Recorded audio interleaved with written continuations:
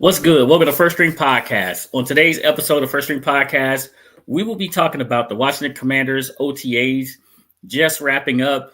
I will have our guest on, Chuck Ice, who does promotions for the Washington Redskins road games, ticket sales, and things of that nature. He'll be coming on with us today and talking about just that. Once he arrives, we'll get into that. Of course, we're going to cover the NBA Finals. Say it's coming in hot. Right now, this is going to be an OG classic. I'm going to tell you guys that right now. So I hope y'all are ready. Y'all know what time it is. Let's get into it. Let's go. It's wartime, baby. This is what you signed up for. This is what we worked hard for. You for. Y'all the first string. Y'all got to go set the tone now. Hey, let's go. Lace them up. It's the First String Podcast Show. Hey, let's go. They spitting facts on the First String Podcast Show. Hey, let's go. Let's go. Hey, let's go. Cause it's time for the First String Podcast Show. Hey, let's go. Lace them up, it's the First String Podcast Show. Hey, let's go. They spitting facts on the First String Podcast Show. Imagine talking sports, having fun with the fans. At a starting lineup, first string is what you have.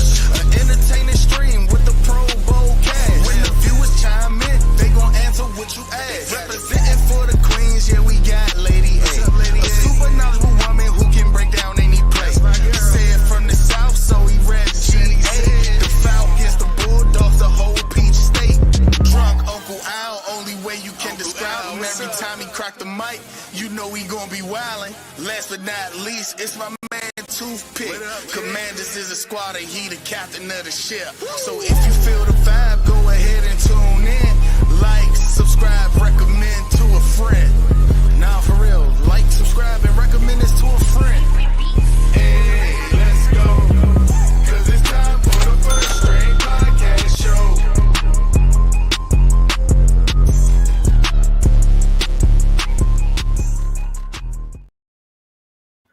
Welcome back to First String Podcast. Please do not forget to like and subscribe to First String Podcast. Hit the bell to enable alert for new content just like this. And of course, the most important part is that you tell a friend to tell a friend about First String Podcast.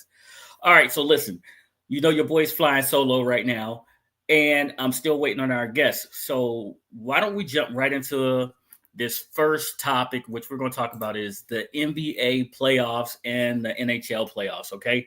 So right now, what's good, Cuzzo? I see you first in the building. Before I even go too far, let me say this. Happy Father's Day to everyone. Happy Father's Day. Y'all know we usually don't do a Father's Day one. We usually take off. So we're going to do that next weekend. Okay. We're going to say Happy Father's Day weekend to everyone right now, and we're taking off next weekend. But the NBA Finals. Yesterday we had Game 4 of the NBA Finals. It looks like the Pacers were off and running with that game, and then it happened. The officials took control of the series, and it looks like they're going to make sure that we get a Game 7. We saw phantom fouls being called versus for OKC. We saw things that with our own eyes, we saw fouls that were not there being called against the Pacers. Hey, if Sid was here, y'all know what he would do right now.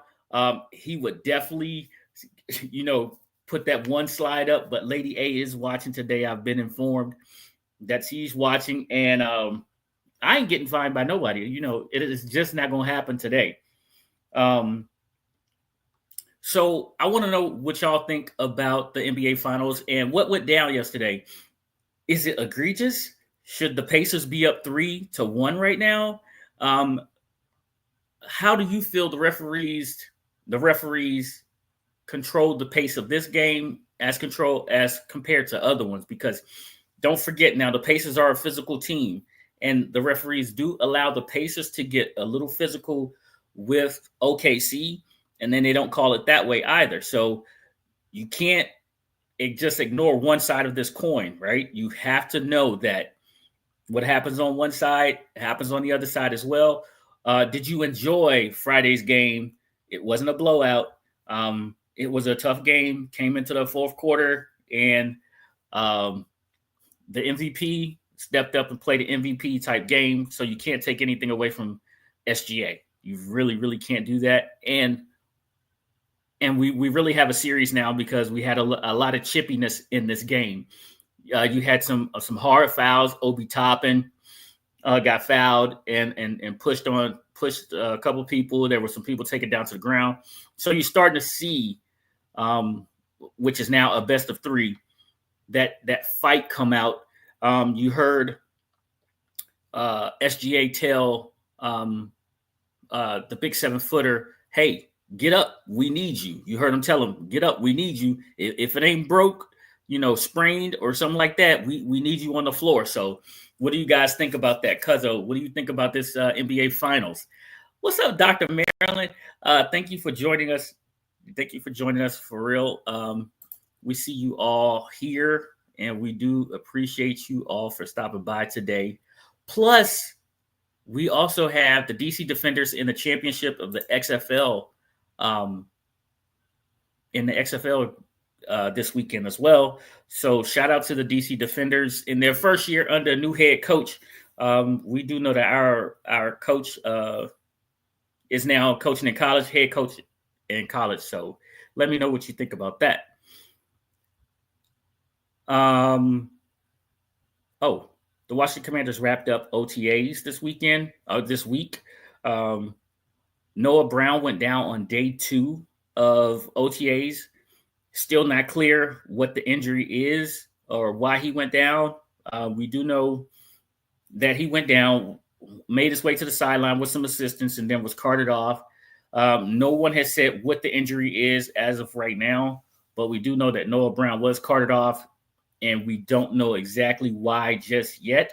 But we do know that Noah sustained an injury. Cuzzo's weighing in on the NBA Finals here. He says, it's the NBA. The way the teams are set up, it's going to be 7-game series. Now I'll say this: the Pacers can't let the refs win a game for them, and that's what happened. Well, Cuzzo, I got to tell you like this, man. The way that the Pacers play and the way that Rick Carlisle coaches this team, they want to get up and down real fast, but they can absolutely play physical as well. And their defense is layered. Just like OKC's defense is layered. So the physical part is in the playoffs, the refs do let you get physical. And how physical is determined on how the refs are going to let the Pacers play as to how fast they're going to let OKC play. If you understand what I'm saying there, right? One team wants to run. Well, both teams want to run, but one team runs a lot faster than the other team, but one team is more physical than the other team. There we go. That's what I was saying right there. So, talking about the Commanders here. Noah Brown went down. How does that affect this team with the absence of Terry? It makes Terry's contract even that more important. Yes, you have Debo, but Debo's not a number 2. You were hoping on Noah Brown, who led the league in pass interference calls against last year, to step up and have more catches. Now, Noah had 1 touchdown, and you're hoping that he would have had more than 1 touchdown, and he got that 1 touchdown on the Hail Mary pass, right, which was game 6 or 7, something like that. Game 7. It took him 7 games to get his first touchdown with the Washington Commanders. And he was supposed to be our number 2 wide receiver. A couple of games later, he's out for the rest of the season, but he still only had 1 touchdown. So he had a lot of targets, but not a lot of point production. A lot of pass interference, but not a lot of point production. You win these games not by pass interference calls, but by points, right? You have to cross a line to score points. So we're still literally looking for a number 2 wide receiver to go with Terry to put points on the board. And who is that number 2 going to be? We were hoping it was going to be Noah in his second year with in his second year in this offense that production would come. Now, hopefully this injury that he has will not derail his season. And if it does, what are we going to do if it does, what are we going to do to replace it? Now, we do have a bunch of other wide receivers on the roster. The question is, which one of them will step up, or will we need to go hit the streets, find another wide receiver, or wait for someone to be cut and bring them in? Or what is it going to do? Will one of our unrestricted free agents or drafted free agents be the solution? Hey, Chuck, I got you. And we're talking Commanders right now. It looks like we have our guest Chuck here. Chuck is about to let us know about the road game. So let's bring Chuck in right now. Chuck, how you doing, man? How you doing today? Hey, I'm real good, man. I see you are still out and about. I see. Yeah, I'm out and about. I hope you can see me. We got you. You real clear. We can hear you real well as well. Chuck, Great. So listen, this is my guy, Chuck Ice. Chuck has his email address right there as well. Now, Chuck does tickets, packages for the Commanders. And I wanted to bring you on because, Chuck, there are a couple of takeover CDs that Washington Commanders fans are targeting this year. Why don't you tell us about those real quick? Okay. Well, the first takeover that the Commanders are doing, we're going to Atlanta. That's September the 26th to the 29th. This will be our second time in 2 years. I think we was down there in 2023. Pulled out the victory as usual. And we're looking forward to another great weekend down in hot Atlanta. We love Atlanta. Yeah, we love Atlanta. Okay. So we do have packages. Flights, hotel, game tickets are included. A couple of meet and greet events that's playing, and a tailgate also that's on the schedule. Okay. So those are the things that's coming up in September. Okay. That's the first major trip that the Commander fans are going to. The second one is the Dallas Cowboys and the Washington Commanders, October the 17th to the 20th. Yes, sir. Live in Dallas. Yes, sir. Okay. And that particular trip, and that's going to be a big trip. We consider that something that's major. We bring out a live band. Matter of fact, we're bringing 2 live bands down there, DJ, MC. So we make that a big event from Friday to Monday. Okay. The meet and greet is always on Friday night. Then Saturday we have our jersey party. That's where you wear your favorite jersey, and for those who want to participate in competition, you can win a prize. Yes, sir. Yeah, so we bring 2 bands from the Washington D.C. area. When you say bands, now you saying bands from the Washington D.C. area. I know y'all know what that means, right? That's that side chat for go-go bands. Now, what bands are you bringing down with you, Chuck? What bands are you bringing? Okay, so the first band we're bringing down is called Black Prince Experience Band. Okay. The second band is called Push Play. Push Play. Okay. Push Play. So you can always Google or YouTube each one of the bands and listen to their genre of music. They do R&B and they specialize in go-go, because that's what we known for in the DMV. Right. That's what we do. Yes, go. Yeah. So from the time we get there to the time we leave, we shake a leg and party all night long. Yes. Okay. So is there any things happening in Atlanta that we need to know about? Is of course the meet and greet? Is it the jersey parties as well in Atlanta? Yes. Also with the jersey party, and they're going to have a tailgate party as well, and that normally starts around 9:00 in the morning. I believe that game. I think that tip off is 1 p.m. So they're going to start around 9 a.m. For the tailgate. Okay. So now, Chuck, I know a little bit more than a lot of people, but I'm gonna ask these questions anyway. Green Bay is one of those legendary stadiums that every NFL fan should see. How is that one looking for? How's that Monday night? That is a Monday night, or is it Thursday? No, that's a Thursday night. Thursday night. How's that Thursday night game? How's that package work? Okay, so how that works for me is since it's on a Thursday night, we call that an in and out. So what we do is most of us we'll go up that Thursday morning, eat breakfast, Hmm. have a good lunch, and then we go right to the game, and then we come back the next day. It's called a 24-hour turnaround, in and out. So we're not burning a lot of leave from people's job because it's on a Thursday. So that's the reason why we like to do those particular trips, something like that in Green Bay, where there's not a lot of nightlife, at nighttime. So we try to do in and out. Now, I do have a few people that want to stay a couple of days extra. You can. I am a travel agent. I can tailor the trip specifically for you if that's what you want to do. But for what we're doing, that particular game, we're leaving, like I said, Thursday morning, great lunch, head to the stadium, and then we turn around and come back the next day after 12 noon. Okay. So it's a one-night stay. It's a one-night stay. So Yes. the Commanders also have the overseas trip versus the Miami Dolphins. How is that trip package running? All right. The big boy trip. All right. That's the Spain trip. Yep. That's the Commanders taking over Madrid, Spain. So that's a big trip. So we're leaving on November the 12th, which is a Wednesday, but we get there that Thursday morning. So the trip actually starts on the 13th, the next day. So it's from Thursday to Monday. It's a 4-night package. Okay. Still have availability for those who want to travel.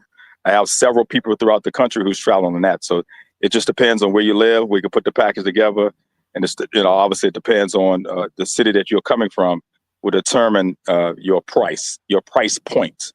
On the average, that packages are run around $2,000. That covers round trip air, hotel accommodations, transportation to the game, meet and greet, and a tour of Madrid. It does not include the football tickets because the tickets are not on sale as yet. Okay. I believe the tickets go on sale July the 8th. And then at that point, we will determine, depending on where my clients want to sit, lower level, middle, or upper, will determine, what ticket price that you will get. All right. Now, listen, everybody likes a little stocking stuffer, right? It is Father's Day weekend, right? So for those that may be watching right now and may want to get their husband's son some tickets to the Christmas Day game. Now, that's a home game, Chuck. Now, can you help them out with that? Of course. That's the Washington Commanders versus the Dallas Cowboys on Christmas Day. Yep. Isn't that a great treat? What a present. What a great present that the NFL has allowed us to have. The number one arch enemy, the Cowboys, come visit us on Christmas Day. So, yes, I can assist with that, getting tickets. That's not going to be a problem. Again, when the tickets go on sale, you can just give me a call or we can, just email me and we can, like I said, determine where you want to sit at. Will determine your price point. I get all tickets for home games, lower level, middle, and uppers. All right. So you see Chuck's email address right there. It's chuckice@aol.com. Who still has an AOL address? Chuck does. That's who does. Chuck still has an AOL address, but it's okay. It's chuckice@aol.com for tickets, packages, travel. Chuck is your guy. Chuck hooks me up all the time. Whenever I travel, I always meet up with Chuck. We say what's up to each other. We see each other. I get into the parties. Chuck's my dude. He makes sure me and my boys, we're good to go whenever we're out and about. Chuck, I'm going to see you in Dallas for sure. Trying to get to Atlanta and maybe go to KC. So Chuck knows my travel right now, my travel situations and what I want to do. So it's the person that I trust. It's the person that you should trust. Get out. Let's see some of these stadiums. Let's enjoy each other. One more trip that I really want to ask about, because I know a lot of people probably asking about this one too. West Coast. We trying to go west to LA and see what's up when we got to go out there. How's that package working? Okay, so again, that package is a weekend package, obviously. Going to LA. That's from Friday to Monday as well. That I'm still putting the final touches on that, but that should be ready by the end of next week. But we're definitely, I have packages. We'll be ready for LA. We planned the Chargers. I think a year ago, 2 years ago, I think we played the Rams. So we was out there. So here we go. We coming back out there again. Visit the West Coast. We had a great time about 2 years ago. So West Coast, here we come. We are coming again. Coming again. So they already know we did it once. Now it's time to do it again and go out and play the Chargers. This should be a great game as well. We played at AFC West. We got Kansas City on the road. We got the Chargers on the road. We got Miami and Spain. What game are you looking forward to, Chuck? What game do you have circled this year for a must-see? Me personally, it's the Kansas City Chiefs going against the best, Mahomes. Monday night football game in Arrowhead Stadium. Yeah. Another nostalgic place to play a football game. They got the rabid fans, and they're looking forward to us coming out there. I'm looking forward to that game as well. It'll be my first time going to the Kansas City, and I'm looking forward to it. It's a great stadium. It's a great stadium. I've been there. Their fans are amazing. But Chuck, I'm gonna tell you what's even better than the stadium is the food. Yes. Oh my God, the food in KC is amazing. So yeah, make sure you get you some good barbecue out there. It is really good. Like I said, that's one of the games I'm definitely looking forward to going to. Yeah, I'm gonna go on your recommendation. I'm gonna have you recommend where we should go to eat a good barbecue meal. Well, listen, I got my recommendation from the big man, Andy Reid. I ate at one of his favorite restaurants. I'll send that to you. I'll send that to you. Sure. I'll send that to you when we get off of here. But it was really, really good barbecue. I enjoyed it. Oh, okay, good. God. It was amazing.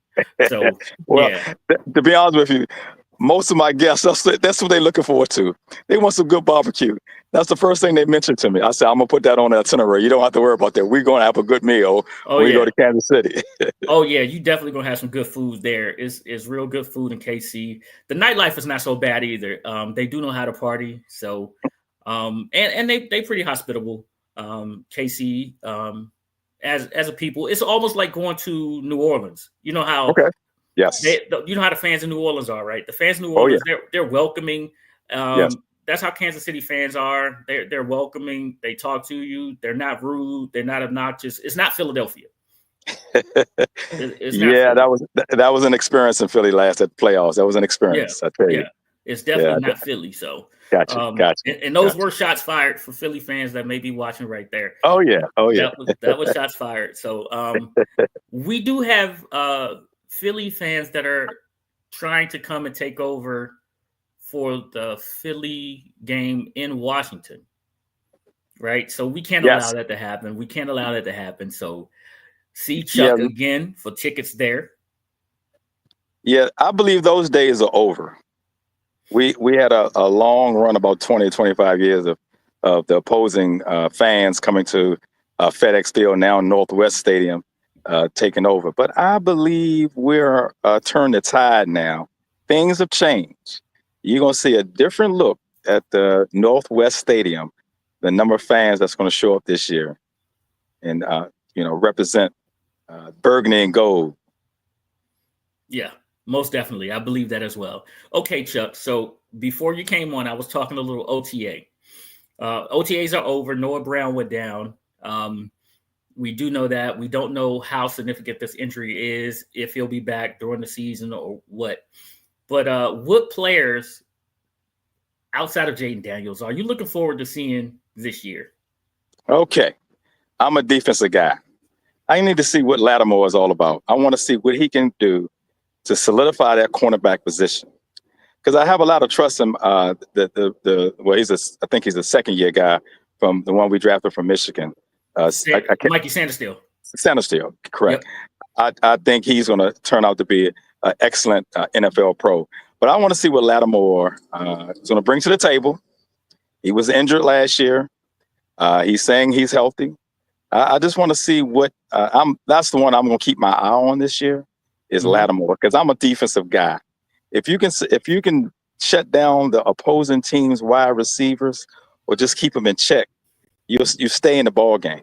That's always my thing. Was our problem was just our secondary when we go against Philadelphia and some of the big boy teams. We just couldn't. When it was time to stop them on third down, or we're trying to keep them out the end zone, they'll figure out a way to get in there. But I think our secondary, we stepped it up a little bit, got some little draft picks in, a couple of free agents in. I'm going to keep my eye on that secondary, and Lattimore is the key. Yeah. Okay, so we do have Trey Amos as well. We had Seawall on Tuesday, and she said Trey Amos was doing pretty well. And there's one clip of Trey Amos covering Deebo Sanders. Of course, Lattimore is looking good, which probably is going to allow Mikey Sanderstill to go back inside. Now, Mikey Sanderstill is one person that I'm also keeping my eye on, not for the point of I like Mikey's play. I want to see what type of leadership role, because last year they said he was outstanding. He caught on real fast, and I want to see how fast he's going to play this year, because he sort of knew the defenses last year. He played inside and outside last year. He led the team in interceptions with 2, had 2 interceptions in the playoffs. So I want to see what he's going to do this year when he's allowed to play faster and play from another position where the defense won't know if he's coming from the inside, if he's going to play outside. I really want to see what's going on with Mikey this year. The next thing I want to ask you about too is we didn't see too much of McGee last year, right? Now with Bobby Wagner missing the first day of mandatory OTAs, McGee was in the middle. Are you looking forward to seeing McGee on the field this year, since you're the big defensive guy, and what kind of packages they can put him in? Yes, I am. I'm looking forward to see what his progression has come up to. I'm definitely looking forward to seeing McGee and some of the other guys that's second string, third strings on the team. I'm definitely looking forward to that, because Bobby Wagner is an older guy, been playing in the NFL a long time, so he's, there's always a possibility that he might go down with an injury, and there's always that the second man up. Right, and I'm looking forward right. The next man up. I'm talking the next man up. So I'm looking forward to see where McGee has progressed, and where his talent will show on the defensive end. Now let's go to the most important part of this defense, which is that front line, right? You got no more John Allen. You got Newton, Payne.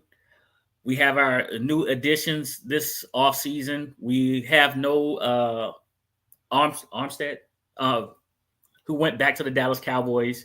Right. Where are the sacks coming from? Well, I think it's going to be a collective effort. I don't see that we have an actual pass rush specialist. Mm-hmm. So I think they're going to be by committee. Mm-hmm. I think everyone has to pull their weight. You don't have to have, I always say this, you don't have to have a Reggie White or Richard Dent or old Lawrence Taylor on the end to come up with 12 and 13, 14 sacks. If everyone can participate and get 3 to 4 sacks per person across that line, and a couple of guys that's coming off the bench, that would help solidify that defensive line, and go after that quarterback. We don't have to have a actual specialist. It would be nice, but if you can't get it, then that's why everyone has to step up and do their part. That's all you have to do. It never hurts to have a Hall of Fame guy rushing the passer. I mean, because you named 3 Hall of Famers: Richard Dent, Reggie White, Lawrence Taylor. That's 3 Hall of Famers right there. Right. It doesn't hurt to have one of those gold jacket type guys coming off the edge. However, I do understand what you're saying. Pass rushing as a unit, but I think 3 or 4 probably needs to be like 7 or 8, a piece, right? Okay. 7 or 8 a piece, okay. 18 game schedule, 17 games played, a couple of backups come in, chipping in with about 5 or 6. That puts you roughly in the 50s, somewhere around there, as far as sack totals. And you need that. And then you can't pretty much lock down on one. I understand your premise of, hey, if we double team this guy, we can sort of slow down their pass rush, right? That's your right. thinking. That's my thinking. Exactly. That's your thinking, is you can't slow it down, right? So now let's talk about the offensive side of the ball. Okay. I know you're a defensive guy, but let's talk about the most important part first. We're going to talk about this offensive line. We brought in LT from Houston, who is definitely going to be the left tackle.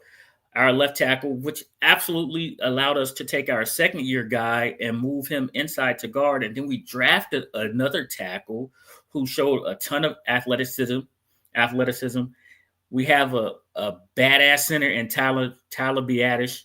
And we just have to worry about maybe one guard. So now, last year, our offensive line seemed to be a weakness. Like we were going patchwork there, right? Trying to figure it out. And then late in the season, when that offensive line when they started to get injured, nicked up, and we was moving people left and right to left and things of that nature, the running game started to suffer. Yes. With the addition of LT, drafting the first round, drafting another tackle, and then we have our tackle from last year that we can push inside the guard. What do you see for our offensive line this year?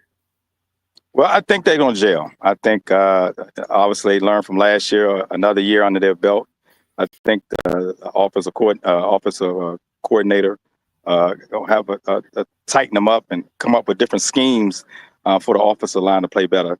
Obviously, they know that was the weakest link through the media and through the fans, always talking a little bit negative about the offensive line. And that's normally what happens here. But I believe this year, with a good training camp, the young guys that they drafted, a couple of free agents that came in, I think the offensive line is going to be much better and much improved than it was last year. Right. Our tight ends. We do have our number one tight end back, and everyone was asking last year about Sennett, but you couldn't forget about Bates, who was our blocking tight end. So our tight ends are an extension of our offensive line, which they will also they will allow Jaden to have more time in the pocket, right, to find wide receivers and things like that downfield. But our tight end group, how do you feel about the tight end group? I like our tight end group. I think they're a well-oiled unit. I think they play good, solid football. They have great football skills. They block. When you ask them to go out out in the route, they catch the ball. I like our pass tight end the one we got from Philadelphia. I can't think of his name because I get sometimes I'm a deep as a guy. I could keep over these offensive guy player's name. We're talking about what's his name? Hurts? No. Yeah. No, it's not Hurts. Zach. You're talking about Zach. Yes. Zach Hurts. Yes. Zach I like him. I think he saves. He gets the third down when it's 3rd and 1 or 3rd and 5. You can count on him catching the ball. And Daniel's always he has faith in him. Mm-hmm. So I believe our tight ends will, like I said, shine this year. We shouldn't have a problem. Right. Our running backs last year, they took sort of a beating. Brian Robinson Jr. Brian Robinson missed some games. We had concussions by 30. Oh my God, his name is escaping me right now. I'm looking at something else right now, getting ready for the next question. Oh my God, his name is escaping me right now. I know, this is amazing. Right. Okay. So this year we drafted another running back. To call him Bill. Bill. Seventh round pick, right? Out of Virginia Tech, I believe. Out of Virginia Tech. You saw some cuts up of him, how quick he is, how fast he is. He has good hands, it looks like. But the problem with him was fumbling the ball. Of course, in that one Philadelphia game that we won, we had a ton of turnovers, but we came back. Brian Robinson Jr. is not normally a fumbler. He fumbled the ball. That's the concern this year with the running back position for me. What would your concern be for the running back position? Yeah, that was my concern as well, and I'm still a little bit of concern with the running game. I think that we probably need to go and try to find another back in free agency, or when they start releasing running backs this summer. It seems like Brian Robinson, he's a good back, don't get me wrong, but he doesn't hit the hole fast enough for me. And it seems like he's tentative when he hits the hole. I don't know if that's the lack of offensive line play, but Me personally, I would like to get another running back in the room, uh, just to challenge the guys a little Well, bit further. we have this 7th round pick. Even, I mean, if he wasn't hurt or the NC, I'm sorry, it wasn't. He was hurt. It was a NCAA violation, supposedly, Correct. that kept him from playing. And then when Okay. he went to the Senior Bowl, he wound up winning the MVP. He showed everybody who was who, and he still made it to the 7th round. Um, so maybe we got the steal of the draft, maybe not, but I like his youth. I like his speed. Um, Maybe he is that home run hitter that we do need. I understand exactly what you're saying. I made the same statement to Doc. I said Brian has not played a full season. The first year was the gunshot. He missed the first 4 games of the season, and I believe he missed the last 2 because he was beat up. The Yes. second season, his second full season, he missed the final couple of games of the season. This year, he missed a couple of games in the middle of the season and a couple late, but he was there for the playoff run. But he wasn't the same Brian Robertson. I understand the position. You have 11 people coming at you at all times, right? But aside from his one, what is it, like a 60-yard run that he had, and I think maybe some people fell down and he tripped over a couple of blades of grass or something, he hasn't shown a ton of explosiveness. He hasn't shown the ability to take off and hurt you like some of the other NFL running backs do. I appreciate his 5 yards in the cloud of dust, his tough running, his lack of putting the ball on the ground. I appreciate that a lot, but I do want some explosiveness from my running back position. And Austin Eckler, thank you, Cuzzo. He did show that, but he's one concussion away from being out of the NFL. Yeah, you're absolutely right. Now, that, like I said, that was my concern. And like you said, the guy from Virginia Tech, he might be the answer. We don't know. He might be that back that we need, this explosive back that we need, that burst that can take it to the house. That's what we've been lacking for a while. When we play other teams, it's like the other opposing teams have one of those running backs that always get a 30, 40, 50-yard scamper against us. Yeah. But when it's time for us to return the favor, maybe once a year, twice a year, we should do that. That's why that was my concern. It seemed like we never try to get that home run hitter in the running back position. But you're right. The guy from Virginia Tech, he has potential. He can do it. I like the fact that you keep calling him the guy from Virginia Tech. I got a feeling by the time training camp starts, everybody's going to know his name, right? I know. I love the fact that we draft players, we forget who they are, training camp starts, and then we know their names. We know their names really quick, right? We learn them. Yep. We learn these guys so fast. And that's the fun part about being a fan of the teams that we're a fan of. Everyone knows this next person that I'm going to talk about named Jaden Daniels. He burst onto the scene, showed everybody that he loves the game of football. He wants to be great. This year, he's going to play some outstanding quarterbacks. Jalen Lane, yep.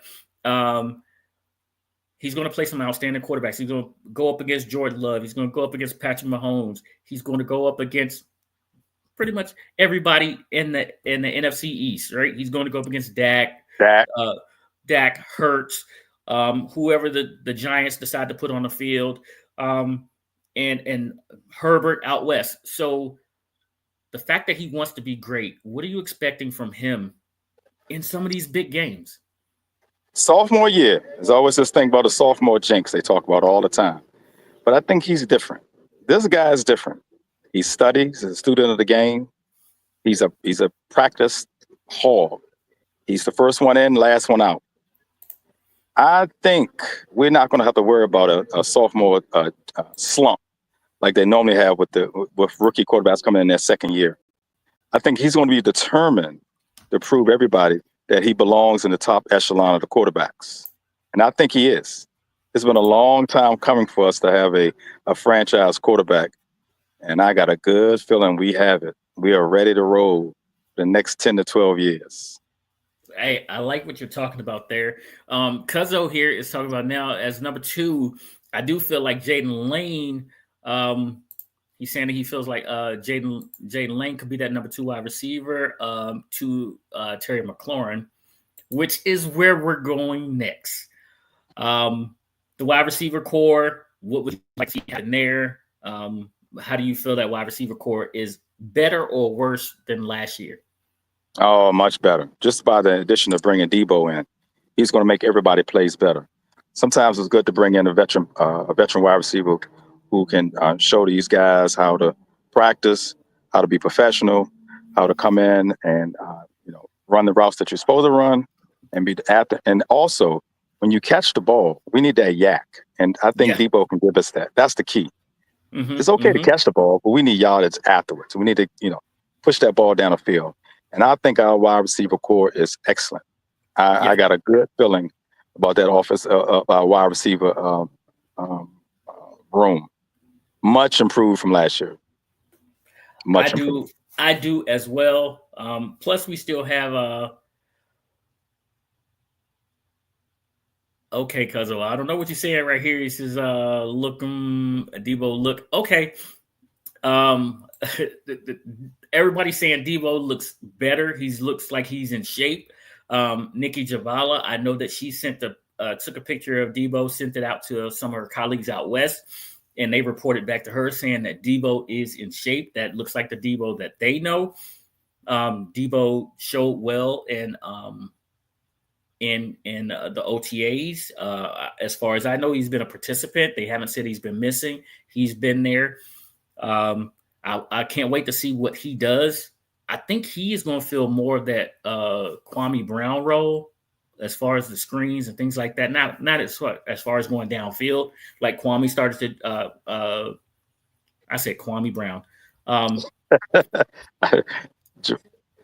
Brown did last year. And not as far as going down the field like we saw him doing in the playoffs, but early we saw him with the bubble screens and things of that nature, trying to use his speed.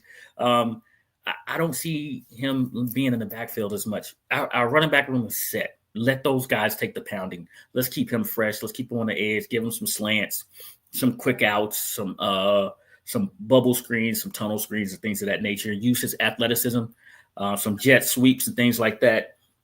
If you want to line him up in the backfield, sure, but have him coming out of the backfield, matched up versus a linebacker. Okay, Chuck. I think we covered every position so far. Again, you can reach Chuck if you're interested in home games, away games, traveling. The Madrid game, he's at chuckice@aol.com. And I will be sending Chuck some restaurants for Kansas City where you guys can have some good eats and things of that nature. I look forward to seeing you on the road in Atlanta, here in Dallas and KC, and probably somewhere else. I'm going to be out this year. So Dami Brown, undercover brother. Chuck, thank you for joining us, man. We will have you back before the season starts. And make sure that we can get everybody the information for these tickets, the packages, so they can get their tickets and everything before they're all gone. I do appreciate it. I'm looking forward to it. Thank you very much for having me. Thank you. Yes, sir. Yes, sir, Chuck. Thank you. Thank you for being available. All right. Yes, sir. Have a good day. You too. There's my guy, Chuck, right there, man. Make sure y'all check him out. His email address is chuckice@aol.com. Write it down. Take a picture. I'll put it in the chat too. Man, so listen, there's a lot more that Lady A wanted me to cover today, but I'm not. I'm on here solo dolo. I'm just not going to do it. I'm going to leave some skin on the bone for Tuesday. We will see you all on Tuesday. We have Coach Cox, formerly of the Maryland Terps, now coaching with Villanova. He'll be joining us, and we'll have a Commanders reporter joining us as well. Someone that covers the Washington Commanders joining us on Tuesday to give us a little bit more information, but we will not be back next Saturday. We'll take that Saturday off to make up for our Father's Day weekend.